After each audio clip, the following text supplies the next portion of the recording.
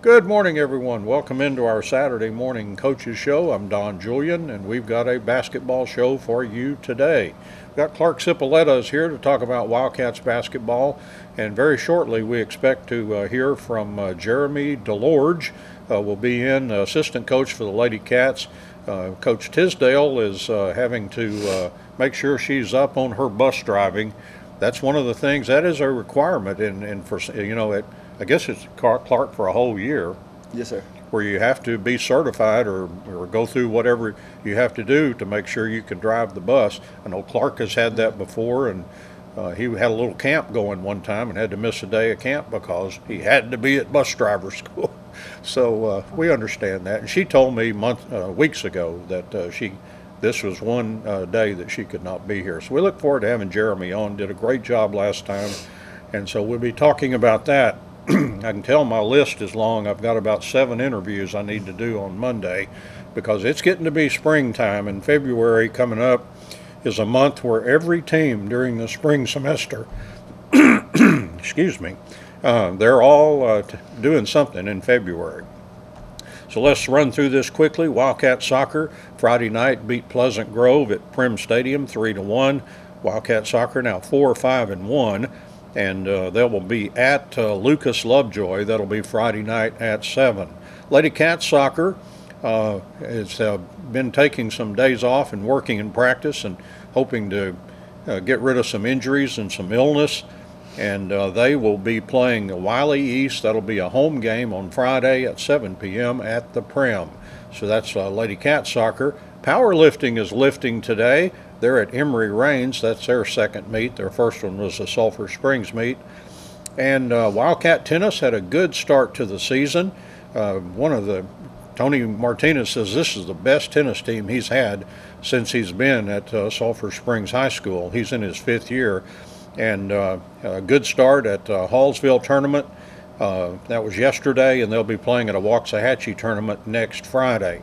Lady Cat softball has a scrimmage today, believe it or not. I've not heard whether it may be affected by the weather. It's pretty cool out there, but they're planning to be at Pittsburgh at noon today to scrimmage Pittsburgh and Longview, and then next week they've got 6 scrimmages, and they'll have their second one on Monday, and that will be at Forney, and they'll also have Plano East there, and then on Friday, scrimmage at Rockwall, Friday and Saturday actually at Rockwall, and they'll be scrimmaging Rockwall and the Colony the first day, and maybe Rockwall, the Colony, and North Forney the second day.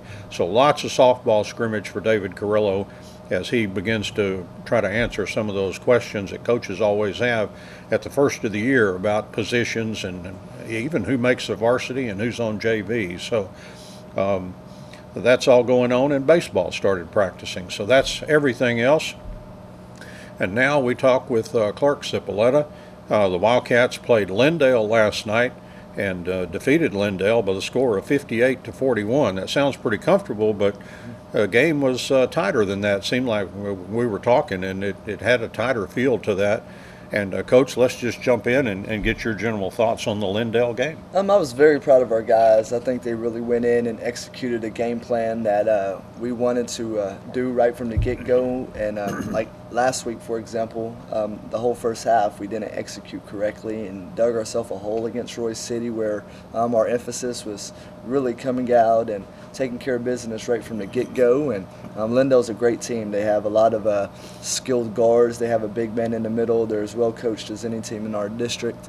So they always pose that problem. They're very disciplined, and I thought our kids just came out with the right mindset and just really took advantage of some mismatches we thought we had early on, and some guys really stepped up and hit shots for us and built us a lead.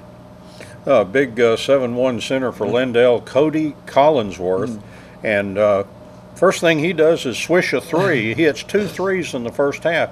Did you see that on tape when you were looking at him? Yes, we knew he could shoot the 3 ball. He's actually their second best 3-point shooter by statistics. Had a nice touch. He had a couple. And that's what really makes him valuable forward at the next level. He's going to the University of Portland, and just that ability to go inside out really makes him a big-time prospect for that next level. And he's a hard player to stop because he can step out and shoot it, but if he gets 3 to 5 feet in the paint, he's almost automatic as well. So we had our hands full, and we threw some different double teams at him all night, and just try to make it as hard as possible for not only him to catch the ball, but also for him to score in there once he did catch the ball. So once again, I was really proud of our guys for executing that game plan and rotating correctly. A lot goes into that. There's a lot of thinking that's involved when you double team a certain area on the floor, and our guys have very smart basketball players, and they understand rotations and they understand schemes really well,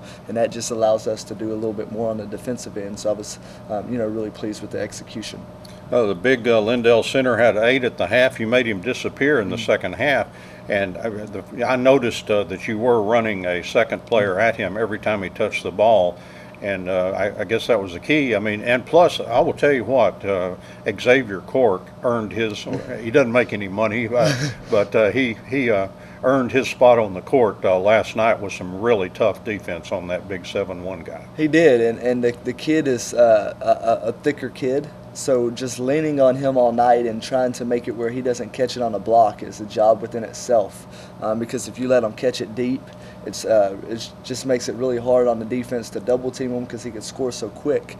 So just being able to knock him out of his positions without getting fouls, I thought was a big key. And big-time blockouts. He's a really good offensive rebounder because of his length, and Xavier played outstanding, and that's on both sides of the ball. Yeah, absolutely. Had 15 big points in the first half in the first quarter that just, he was hitting everything. He was lights out. With Keyston out, it kind of changes what we do offensively a little bit, and we know we got to throw it down to the post more often, and we talk about force feeding. Xavier force feeding Cameron Kahn down there and let them make plays. If they're double teamed, make a play out of it. We got spacing with shooters on the floor. We got guys that cut off the ball really well.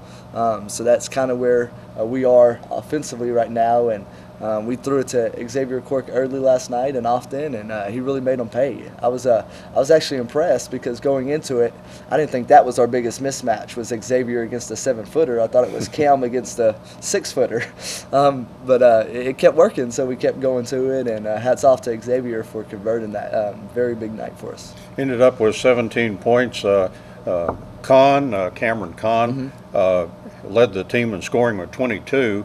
Hit a 3-pointer and a couple other baskets, but big story for him was getting to the free throw line, and he just really did a good job of getting fouled, and he was 15 out of 18 when he got there, so he did a great job in foul line. That's awesome numbers, and we have a drill in practice at the end. Sometimes we'll run, say we have 5 down and backs left, so I'll let the team pick free throw shooters to knock some of those off when I'm feeling generous. I don't do that all the time, but sometimes we do in practice. And it's funny because Cam's always wanting to be one of those shooters, and the team never picks him. So last night after the game, he made it clear that from now on he's getting picked, and that's just an outstanding job for Cam. 15 for 18. I thought he had a slow first half. I really challenged him at halftime. I thought they really took him out, and he was trying to do some things that weren't in the game plan necessarily. So he really settled in the second half and had a big half for us, both offensively and defensively for us. With Keyston out, once again, in our press breaks, it's harder for us to get it in because we usually could just throw it to Keyston and he gets the ball in because he can jump and hold guys off. So having Cameron down there, another big body who we can almost guarantee an inbound to, is huge for us. And once he got it in, they fouled him and he made them pay at the free throw line.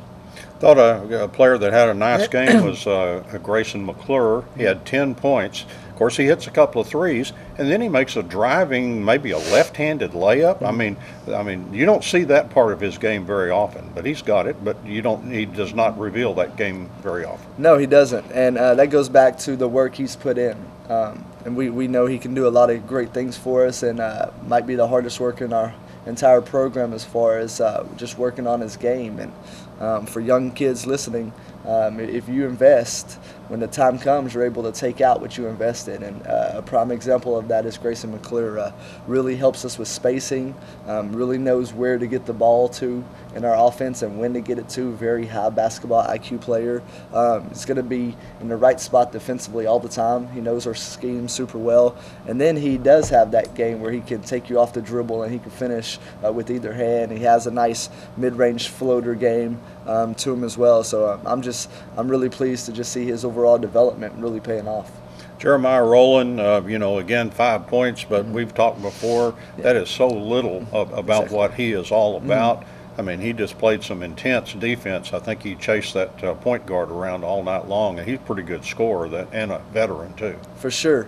If I had to pick an overall MVP, he would be in the running for it, just because of how hard he works, and it's stuff you don't see in the newspaper, stuff he doesn't necessarily get credit for, but I'm always praising him. Just does a great job defensively of taking guys out, rebounds well, once again, high basketball IQ, knows our schemes on defense.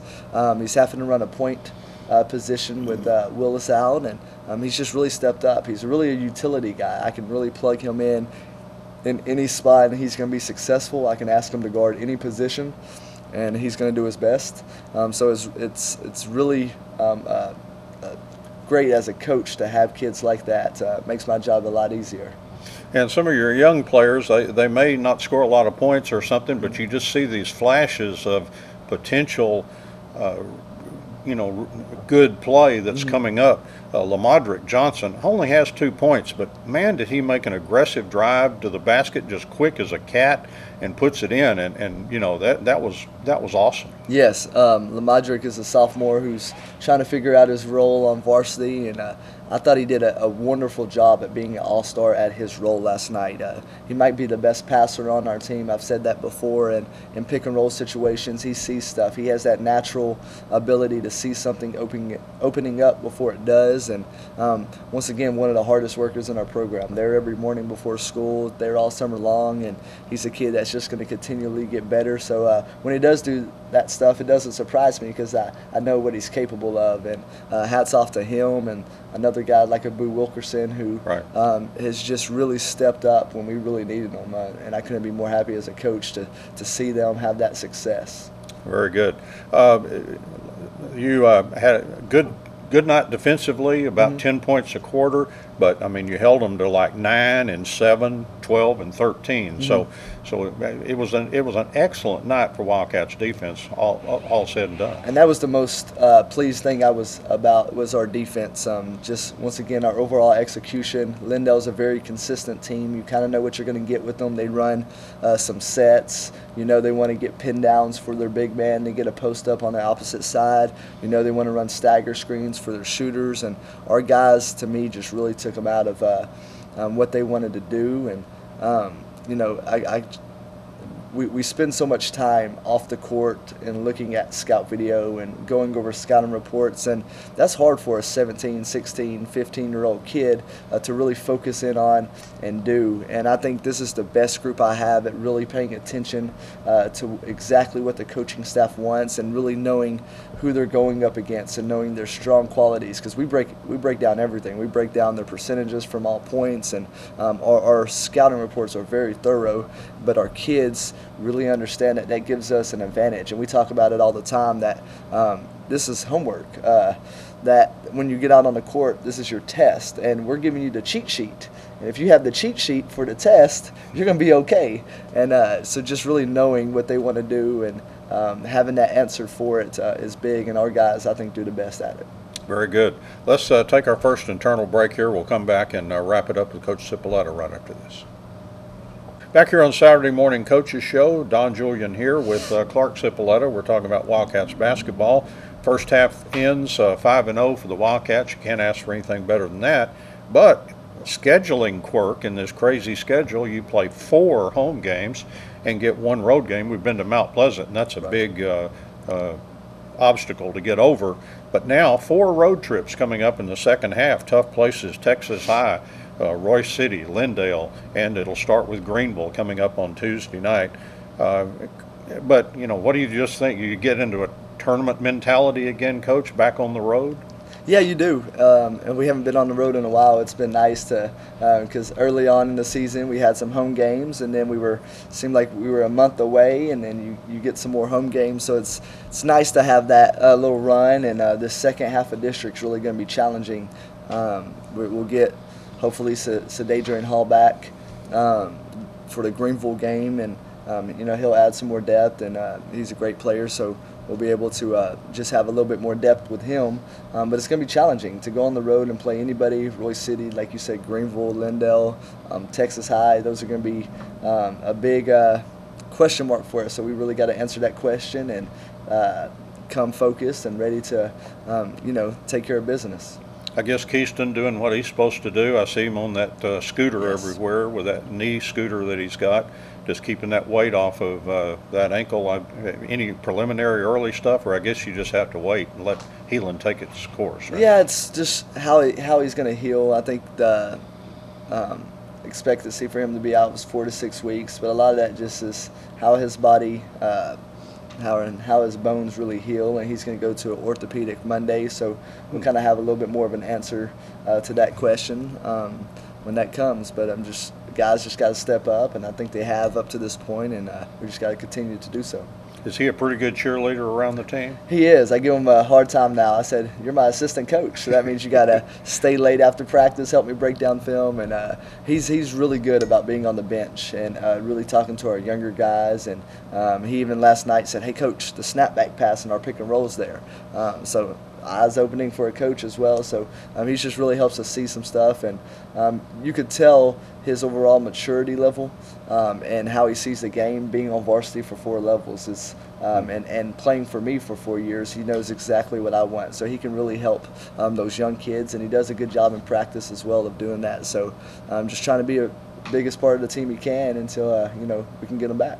I remember when Desi DeBase was a senior, she tore up a knee and could not play, and she really was very valuable, almost like an assistant coach for the Lady Cats. And we tried to talk her into being a coach, but she had other plans, that she wanted to do with her life. But I think she would have made a good one. She always bragged that she had a good basketball IQ, and I agree with her. Yeah, and the same thing for Kane Cody. When he missed his senior year, he actually made me a lineup efficiency chart because he was so smart with numbers and stuff, and he did that on the bench, so I could see which 5 on the court were most efficient with the time given. So just guys like that are just, I feel horrible for them. Felt horrible when it happened to Kane Cody, but it's part of God's will, and you just try to make the most out of those moments, and with those kids, I think they do. All right, very good. Greenville coming up, as we mentioned, on Tuesday, and what do you remember? The main thing I was going to emphasize, they scared the heck out of Texas High. The Texas High got out of there over at Greenville with a 4-point win, so they are very capable on their home court. They are, and you're going to like this. Well, not really, but Greenville plays Texas High really well. They beat Mount Pleasant by 20 last night. Oh my goodness! So I kept expecting, Mount Pleasant 1-3. I think they got to be the best 1-3 team in a district anywhere. Exactly. But now they're 1-4. They've really dug a hole for themselves. They have, and it's going to be hard for them to get out. But Coach Chisholm does a really good job over there. So I expect them to, still be a really tough out, and they're not just going to lay down. But we're getting Greenville at its best right now, and we knew they were really capable of some stuff. The Quinn Anderson kid, who we might have held scoreless until the 4th quarter when we played him here, has been really lighting it up. 30 points against Texas High. He's had quite more. I'm not sure how many he had against Mount Pleasant, but I'll find that out pretty soon. So we're going to have our hands full, and going to Greenville, it's going to be tough, and hopefully we can answer that call. There's nothing like a team going into their home gym with those home crowd, urging them on, as we found out in the first half, and they're going to get that. And that always been that way. That's a tough place to win. It is. Any place, to me, is a tough place to win that's not in Sulphur Springs, and even in Sulphur Springs it's tough. And I want to give a shout out to our community and fans. They've been awesome. We've had a packed gym for the girls' games, the boys' games, and you can just really sense the overall community supporting both basketball programs. So just want to really thank you guys, because that's that extra edge we need when we're going on a run and a big shot goes in and you just hear a roar. You know, there's not a greater feeling as a coach and a player to really just help you keep going. And, you know, I think that's a big part of why we've had the success we're having. Coach, thank you very much. Appreciate it. And it's a fun ride, just like it's been the last few years, and we're enjoying it right now. And I know it's going to just keep rolling along. Yes, sir. Thank you so much. All right. Jeremy DeLorge is here, and he'll be talking Lady Cats basketball right after this break. And back here on the Saturday Morning Coaches Show, it's time for our emphasis on the Lady Cats basketball team. And again, we mentioned Coach Tisdale. She's got bus school today. Yep. And do you drive a bus, Jeremy? Not yet. I'm still working on that, but we're very close. Well, I'm sure we can get you in bus school. That is very true. But you will be unavailable for the coaches show, unfortunately. Yeah. And but like I say, Coach Tisdale told me weeks ago. She said, "I'll be pretty good, but that one on the 26th, I can't make that. You got to go to bus training or whatever it is." Mm-hmm. And Jeremy DeLorge is with us, first-year assistant coach for the Lady Cats. Big win over Lindale last night, Jeremy, 62-21. Just a real dominating effort. And what were your thoughts as you reflect on that game last night? Oh, it was to coaching staff. It was an amazing game.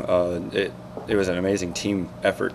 We got to put in some of our underclassmen and get them some valuable minutes together because these seniors, I mean, they're great. Sadavia, Autumn, Danielle, Terela, Tierra, Rose, all of our seniors are phenomenal and leading our underclassmen and getting those underclassmen in valuable minutes together, working together, running offenses together, things like that. It was very nice to be able to utilize that time to where we can see for the future on what we have next year and going forward with them. And like I said, it was a phenomenal team effort with Sadavia getting almost 20, Autumn putting up 13, Danielle putting up 12, getting three seniors in those double figures, and then Latavia, an underclassman, Latavia Smith, getting 7. Right, and it was very nice to see that because yes, she's going to be very valuable next year with Autumn gone.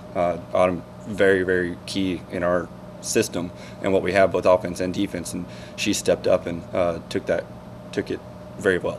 Absolutely. Coach Tisdale said a couple of weeks ago that you know, a game that she was allowed to start substituting quickly, and anytime she can start substituting in maybe as early as early in the second quarter, maybe even the first quarter. I'm not sure when she started last night. But you know, that makes her happy because, you know, she's getting those young players in there and they're gaining experience. Exactly. I say it's gaining confidence. We're the one that really pops out to my head is Carrie Wright. She's a sophomore, and right. Anytime that she's able to go in there and get those minutes and get that experience, it's also building that confidence. And we see that confidence builds so much more in just to the play style and the things that they can do on the court as well. And then it also feeds into not only on the court but off the court on the bench, and then in practices and things like that. Everybody's going harder, playing better. So it is very, very key, and we love being able to get those subs in early to where we get those minutes into them and build that confidence, build that experience, and go forward from there. I would imagine if you wrote down your expectations, what happened last night was exactly what you would write down. You start pressing them from the beginning, and you start getting turnovers and layups, and you know, we kind of got way out there in the first quarter due to the very aggressive press. Oh yes, definitely. I think we ended the game with 22 steals. I think Sadavia had 7 on the night. Autumn had 4 steals. I think Kate had another 3. Kate Womack did, and so those steals and that pressure, that's exactly what we wanted. We wanted to get out on them fast and quick, and get those steals, get those turnovers, get those points to where we can just start going and doing our usual thing. And it was very nice. We executed the game plan very well. The girls did phenomenal, sitting back on defense and being patient and going after a ball when we needed to, and executing when we got the steal. It was very, very on point to, like you said, our expectations going into that game. It's exactly what we wanted to do. Yeah, Lindell had a sophomore point guard and Sadavia a senior. You know, it's just almost illegal. It should be. But at the same time, Sadavia was that young sophomore a couple of years ago and had to go through the same thing when, you know, these seniors and juniors with a lot of experience were picking on her. So, yeah. you know, it's a learning process, and Yeah. that's something you have to go through to get to be as good as Sadavia is now as a senior. Exactly, and let's say with that going up against a great senior guard in Sadavia as she is, it's good experience for that sophomore point guard over there at Lindell.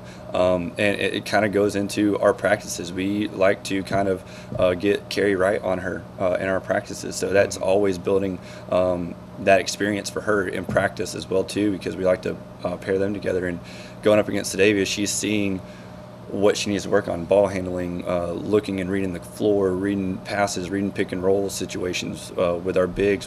For her, it'll be Latavia and Kate and Nala, things like that. So it is absolutely amazing experience, like you said, for all those underclassmen, even if it is against someone like Sadavia in a game, or if you're on the team with her. It is very nice. Well, you know, you mentioned Autumn Tanton and some stats earlier, and I don't know, she just got a knack for stepping into the passing lane. She seems Yes. to anticipate where that pass is going to go, and that's something, that's just a unique talent that she has, and she'll just be right there, and they'll throw the ball right to her. Exactly. I say she has a very good knack for just being in the right spot at the right time. Her and Sadavia also, they just have that chemistry and that click where they can read each other and know where they're going to be looking to. She knows where Sadavia's going to be looking to. She knows how to fall into that nice little gap in the short corner or right there at the elbow or in between the blocks, something like that. And she is just really good at getting into the right spot at the right time, crashing the boards. She's also really good at getting to the free throw line. As we saw last night, she went 7 of 10. 70% from the line is exactly what we want in all of our players, and she executed that very well.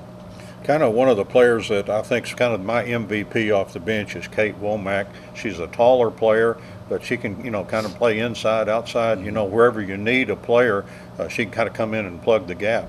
She's very versatile. Exactly. I say Kate Womack is coming up huge for us. I say off the bench, she's typically our first one off the bench, and she's so versatile with her size and everything. She can go in at the 4, or she can come up onto the wing and play a 2 or 3 or something like that too. She has good ball handling. She has a good shot too, and as we saw last night, she is very, very good on defense. Being able to read a pass before it's getting there and jumping that passing lane as well. And she's not afraid to also look for a rebound. As we saw last night, offensively and defensively, she stepped up huge for us coming off the bench, and that's how it's been all year for her. And we're very happy to see her as a junior getting this experience and going in there with some of these upperclassmen and getting that game time experience and picking into it really well, because she's going to be very, very valuable for us next year. You mentioned 12 points for Danielle Godbolt last night, and I don't know what it is about that Lindale across the front of those jerseys, but had 15 points in Lindale, a lot of them very early, and another really good game last night with 12 points. So, you know, see, something about them gets her ready to play, huh? Yeah, I guess so. She came out a little bit slower than when we were at Lindale. I think her first miss was a free throw, and about maybe late into the first quarter at Lindale, when she already had 10 of her 15 when she got her first missed basket. But last night she started out a little bit slower, but she is just one of those players that's very consistent, both offensive, defensively. She finds her knack as well too, just like Autumn. She knows how to fall into the right spot and is willing to shoot and has a great shot as well too. So when she's feeling it, and like you said, I guess it is something about seeing that Lindale across that jersey where it's on for her, and we love it. We love having Danny on her team, and she's very, very valuable offensively, defensively, hustle, falling into that right spot and knocking down those shots. Yeah, there are certain players, and I'm sure Coach Tisdale, I don't know, you know, I'm sure she would say she don't know where she would be without Danielle, you know, just always kind of a steady presence on the court doing a lot of things. Exactly. I say that's how exactly what she says. Anytime that we kind of cringe anytime that Danielle gets into foul trouble, because we have to get her off and save her, because she's so valuable for us, because she is one of our biggest hustlers. She always is going, crashing the boards, offensive, defensively, as we talked before about that, and defensively just so good at locking down players. We saw that against T High when she got called in to follow their best shooter, and she locked her down for the most part of that game, and we kind of call her out there against also against Royce City, their 6-foot freshman guard, number 42. We call her and tell her, hey, you're always going to be on their best defender, our best player, because you're our best defender. And she's so valuable with everything that she's able to do on the court that anytime she gets in foul trouble, we're like, dang it. So, but yeah, it is great to have her. And like you said, that is one player that we will miss, but we have some underclassmen, and Kate Womack and Aaliyah Aberin and Carrie Wright, Latavia Smith, and Cobria Harrison as well too. We have some good underclassmen that can step up and are ready to take that role as well too. Yeah, I think that's the biggest improvement in Danielle I've seen this year is her defense and blocking shots and stuff like that just haven't seen that much in the past, but her defense has really gotten rock solid. It's been great this year. Yes, it has, definitely. All right, let's take our third internal break. We'll be back and wrap it up with Jeremy DeLorge, Lady Cats assistant basketball coach, right after this. And back here on the Saturday Morning Coaches Show, I've got Jeremy DeLorge, assistant basketball coach for the Lady Cats basketball team. And we've kind of talked to death, I think, the Lindale game, kind of gone through it. It was a very dominating effort. And just one final comment, I guess, 21 points over 4 quarters. And they had 2 points, 5 points, 7 points, and 7 points, and for a total of 21. Yes. And that's some defense. Yes, it is. I think we held them to under 20% shooting as well. We had 22 steals going along with that defense of effort that we had. Our defensive rebounding, we weren't giving them second chance points as much either. So defensively, it was one of the best games that we've ever had. 21 points, like you said, that was amazing. I mean, averaging only about 5 points given up a quarter. That we couldn't ask for anything better from our team than that, and that was amazing. And, one of those games where everybody that's sitting over there on the bench and available to play, they all get in the ball game last night, and that always makes coaches and players very happy. Yes, it was amazing to get everybody into the game and get them some good minutes and get them some good reps and running through offenses and things like that, and get them into the right positions and to where they know where to go, just in case anybody gets into foul trouble and we go forward into playoffs, anybody's injured, sick, something like that. Everybody gets those reps and those minutes, and which is very, very valuable. All right, we have a rematch with Greenville coming up. It was kind of a one-sided affair the first time around, but as we were talking with Coach Cipoletta, they're bound to be playing much, much better in their home gym. So, it kind of goes back to that motto that you hear all the time, respect all and fear none. You better, go in there and be ready to play. Exactly, yes. I say that, like Coach Cipoletta said, any place on the road is always a hard place to play. We're looking forward to going back onto the road after a 3-game home stint.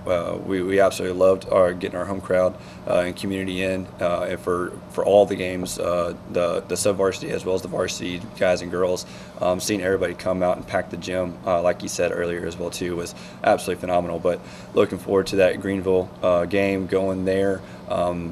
Both guys and girls are playing better, and we're ready to roll out on Tuesday evening and hopefully bring out another victory coming back home in district play.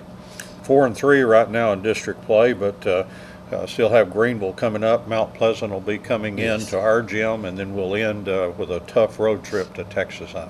Yes, I say we're looking forward to all of our games. Greenville is starting it out on our last 3 of our district play, getting a good win at Greenville. Will be nice, and then hosting Mount Pleasant is always a fun game to have. Anytime that we get Mount Pleasant either there or here, it's always a fun time, and we're looking forward to that. So hopefully we can get in 2 good wins before headed out to a very tough place, as you said, Texas High. Looking there to close out our district play and hopefully close it out on a nice high note and get a win especially for these seniors going to T-High and get that win again out there. Yeah, not only is T-High number 1, but the number 2 and number 3, they had already beaten both of those teams on their home courts. Yes. So they get, everybody has to come to see them. So that really gives them an advantage. But we've seen some teams show up over there and play Texas High very, very tough. And I know the team. That's a big rivalry with Texas High, just because we've been battling them for years. Yes, you said it exactly right. I say we have been battling for years with them. Talking to the girls, I say, like you said, it's my first year here, but the entire time coming into the basketball season, it has been talked about. Texas High is our main rival.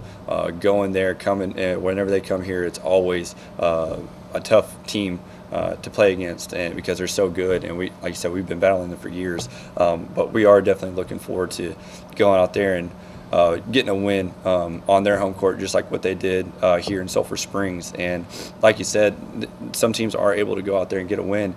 Last night, we just got word that Royce City beat them 55-51 at Texas High. Royce City defeats Texas High at Texas High. Yes, sir. Well, that shows you right there. Exactly. And we know we played Royce City just toe-to-toe. Exactly. Perhaps a little bit better free throw shooting, and we could have beat them as well. Exactly. I say Tuesday night was I think, an eye-opener for our girls. Is that, yes, Royce City is good. To say we lost by 13 to Royce City at Royce City. We lost by 5 here in Sulphur Springs to them, but Tuesday night was a much better game. It was probably one of our best games collectively, offensive, defensively. Unfortunately, our free throw shooting was a little bit under where we wanted it.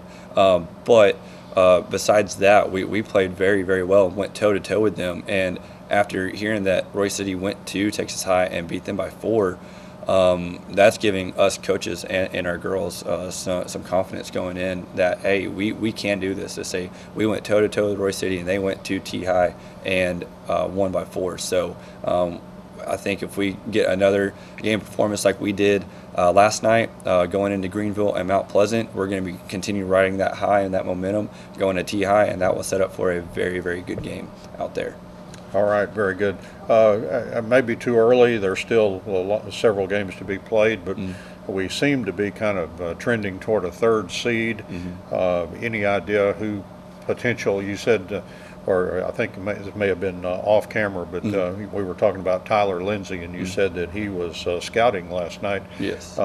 Who do we think we might line up with? I know there's still a lot of basketball to be played. Yeah, so there's still a little bit. So anything can happen. We might be able to sneak into a 2 seed, which would be really nice in our district. But it might be looking at a 3 seed, and if we get that 3 seed, might be looking at Jacksonville as our first round opponent. It'd be like they seem to be the number 2 team. Yes, to say last night was a game against Lufkin and Jacksonville, and I believe Lufkin beat Jacksonville to kind of hold on to that number 1 spot out there in District 16 out there. So it is looking like we will probably be pulling Jacksonville if we finish at the 3 seed. All right. I don't remember playing them in recent times, so that'll be interesting. Yeah, they do have some good players. They got 2 good guards that kind of run their show out there. And but like I said, like we talked about with our defense, if we have another defensive effort from our entire squad like we did last night, with Davy getting several steals, I believe she got 7, like I said, last night. With Autumn also coming up big with steals. Danielle Godbolt playing defense like she has been all year long, locking down some of their best players.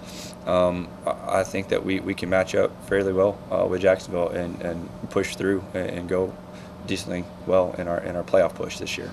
I really like the way we have things now, where we start in East Texas with the bi-district now, and then we'll start trending toward the Metroplex. But that's, yes, you're going to have to face those big bad teams. Oh yeah, sometime or the other. So you might as well get them in the 2nd round, I guess. But I like the fact that we at least stay in 1 round in East Texas, and